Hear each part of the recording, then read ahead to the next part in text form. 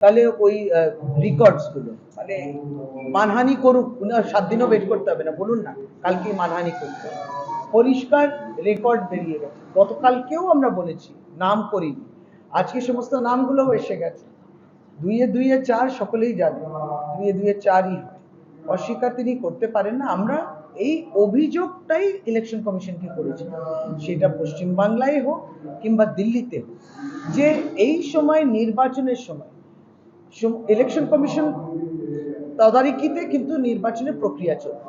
তার মধ্যে তাদেরকে আমরা বলেছি যে সিবিআই, ইডি, এনআইএ, আইটি এই সবগুলো পশ্চিমবাংলায় নেমে গেছে। কেন? এর আগেও তদন্ত হচ্ছিল, এরপরেও তদন্ত হবে, কিন্তু এই নির্বাচনের সময় হঠাৎ এনআইএর ক্ষেত্রে যদি ভূপতিনগরে বলি, 2022-এ হয়েছিল ঘটনা, আপনার 2 বছর লাগলো, আপনি তদন্ত করেননি কেন? আর তদন্ত যদি করতে হয়, মনে হলো অ্যারেস্ট করতে হবে, তখন যে নির্বাচনের সময় পরিষ্কার কথা, প্রমাণিত সত্য, যে যেই নামগুলো বিজেপি দিচ্ছে এনআইএ কে, যে এদের তুলতে হবে, তাহলে আমার ভোট রেজাল্টে প্রভাব পড়বে, তাদেরকে তুলে দিচ্ছে। এটা খুবই দুঃখজনক। এই লেভেল প্লেইং ফিল্ডের কথাই কিন্তু ইলেকশন কমিশনকে আমরা একবারই গণতন্ত্র যেটা বলে ভদ্রভাবে চিঠি দিয়ে, ইমেল দিয়ে, সশরীরে দেখা করে সমস্তটা বলেছে যে এই সময় সিবিআই, ইডি, এনআইএ, আইটি তৎপরতা কি, কোন স্তরই ছাড়ছে না। আপনি ধরুন রাজ্যের মন্ত্রী চন্দ্রনাথ সিনহা করলো, তারপর কলকাতা পৌরসভার একজন কাউন্সিলর জুঁই বিশ্বাস এবং স্বরূপ বিশ্বাস তার বাড়িতে করলো। এবার ভূপতিনগর বলুন, হাওড়া বলুন, এনআইএ মানে আমাদের যে সক্রিয় কর্মী আছে তাদের উপর করছে। এটা তো সত্যি যে মানে অপ্রস্তুত বিজেপি, এরও বিজেপি, হারার ভয় বিজেপি, তাই এগুলো করছে। দেখুন কি হয়, এই এজেন্সিস গুলো তো রিপোর্ট তাকেই করে। আপনাকে তো বলছি সিবিআই বলুন, ইডি বলুন, এনআইএ তো রিপোর্ট করে তো ইউনিয়ন হোম মিনিস্ট্রি, তাই জন্য সেটা বলা হয়েছে যে ইউনিয়ন হোম মিনিস্ট্রি জানেন না আর এরা এসে গেছে, তা তো হতে পারে। এবং তা বলছেন কোর্ট বলেছে। কোর্ট কবে বলেছে? কোর্ট বলেছে ইনভেস্টিগেশন করো। কোর্ট বলেছে, কোর্ট তো এটা বলতে পারে না তুমি একে ধরো, একে ধরো, একে ধরো। এই যে লিস্ট, এই লিস্ট ধরে যে দেয়া এবং সেইগুলো তুলে নেয়া, এখানেই আমরা দেখছি যে আমাদের তদন্ত করে অসুবিধা নেই। মুশকিল হচ্ছে যে তদন্ত 2 বছর হয়নি, হঠাৎ তদন্ত নির্বাচনের সময়ই হবে। গুরুত্বপূর্ণ জায়গা, বুথ ধরে, গুরুত্বপূর্ণ বিধানসভাগুলোকে ধরে এই বিব্রত করা এবং একটা হেনস্থা করা, এই মোটামুটি যে ট্রেন্ডটা, যে ন্যারেটিভটা বিজেপি করতে চায়, সেটা হচ্ছে বাংলার প্রত্যেকটি তৃণমূল কংগ্রেস নেতা বদনাম, কর্মী বদনাম, বাংলা বদনাম, এই জায়গায় আনছে। ভূপতিনগরে এনআইএর উপরে কোনো হামলা হয়নি, পরিষ্কার কোনো হামলা হয়নি। রাত দুপুরে গেছেন, রাত্রিরে দরজা খুলে মহিলা, চোর না এনআইএ বুঝবে কি করে? তার মহিলারাই তো বলছেন যে আমরা চেঁচামেচি করেছি, আমরা কিন্তু তাদেরকে স্পর্শ করিনি। মহিলারাই বলছে আমরা তাদের স্পর্শ করিনি। এটা কি জোর করে? তা দেখুন না, যে প্রতিবেদন আপনারাও দিচ্ছেন সকলেই যারা, যে এনআইএ একটু আহত হয়েছে, মানে সে জোর করে তাকে আহত করবেনি আর। এটা কি হচ্ছে? কেউ আহত হয়। আর এর আগেও আমরা বলেছি যে পুলিশকে জানাতে, উনি বলছেন আমরা পুলিশকে জানিয়েছি, পুলিশ পৌঁছানোর আগে তারা পৌঁছে গেছে।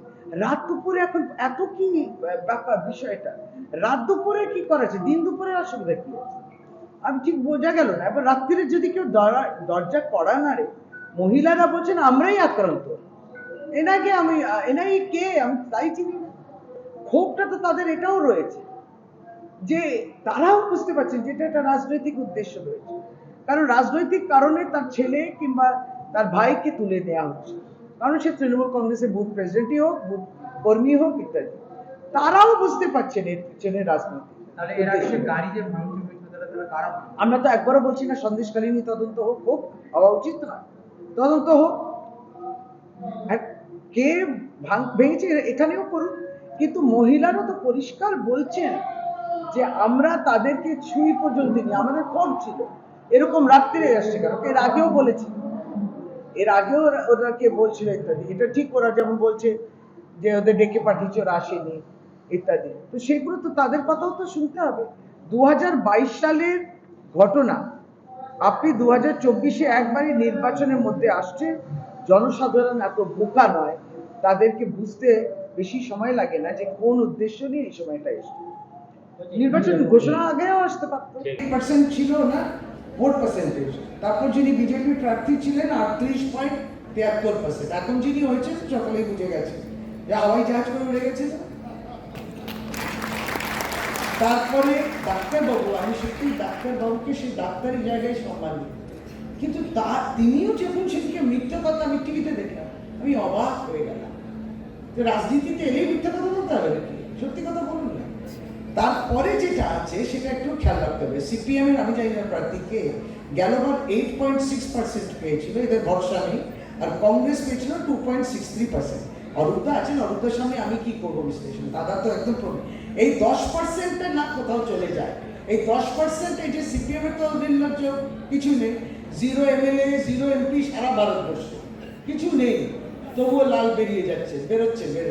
কিন্তু তৃণমূল কংগ্রেস মেরা শত্রু হয়, মানে আমার এনিমি হচ্ছে তৃণমূল কংগ্রেস, মানে সিপিএম এর, আর বিজেপির এনিমি হচ্ছে তৃণমূল কংগ্রেস। তো শত্রু দুজনেই যদি কমন শত্রু হয়ে যায়, তারা নিজেরা বন্ধু হয়ে যায়। বন্ধু হয়ে গিয়ে ভোট ট্রান্সফার আমরা দেখেছিলাম 2019 এবং 2021-এ ভোট ট্রান্সফার করার একটা প্রবণতা থাকবে, সেটা আমাদেরকে একটু দেখে নিতে হবে। এটুকু বলে সকলে ভালো থাকুন, প্রত্যেকে সুস্থ থাকুন, এবং রমজানও চলছে, একটু পরে ইফতার আছে, প্রত্যেকে শ্রদ্ধা জানাই।